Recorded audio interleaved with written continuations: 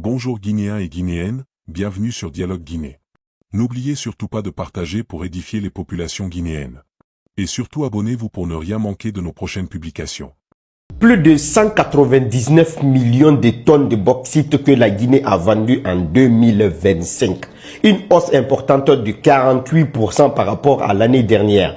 C'est-à-dire 2024, c'était 146 millions de tonnes de bauxite qui étaient vendues à l'étranger. Ça veut dire que l'argent là n'est pas utilisé pour des routes. L'argent là est utilisé pour quelle cause? Pour autre chose, peut-être. Parce que si c'est pour les routes, il n'y a pas de preuves qui prouvent qu'il y a des routes qui sont en train d'être goudronnées partout. Parce que dans les 44 000, il n'y a seulement que 3 000 qui ont été goudronnées.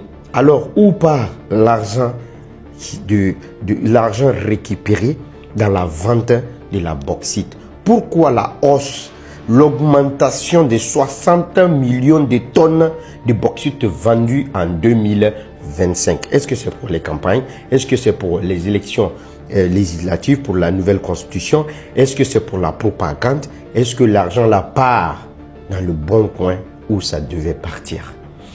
Chers compatriotes guinéens, votre serviteur sénateur vous repose la question.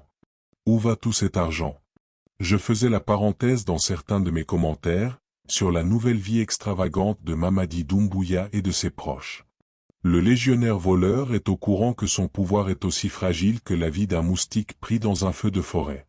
Notre légionnaire a donc décidé de voler tout ce qu'il peut et rapidement, car nul ne sait quand notre colosse se réveillera un matin dans les cordes comme un gibier. L'impact destructif de toutes ces exploitations à excès n'est pas son problème. La destruction des sols cultivables, la destruction des sources d'eau potable, ainsi que la possible disparition d'espèces animales, même la santé des habitants de ces zones minières, rien du tout ne semble l'inquiéter. Dans quel état sera la Guinée dont les futures générations hériteront? Le légionnaire voleur vous dit que cela n'est pas son problème. Ses enfants à lui ont déjà plusieurs comptes bancaires bien garnis, toute sa famille ainsi que sa femme n'ont aucun projet en Guinée. Détruire la Guinée pour s'en mettre plein les poches, notre légionnaire voleur le fait avec plaisir.